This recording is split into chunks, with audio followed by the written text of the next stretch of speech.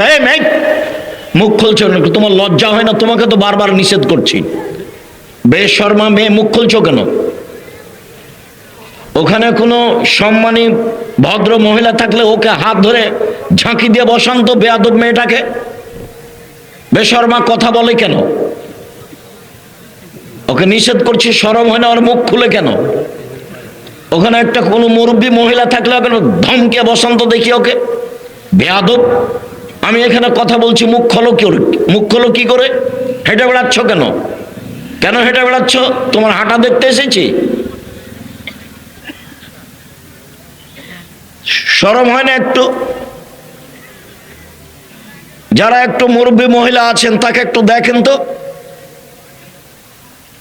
অবাক কথা বলতে আছে, হ্যাঁ হ্যাঁ হ্যাঁ করছে, সবসময় গল্প করছে। তোমার গল্প শুনতে এসেছি নাকি?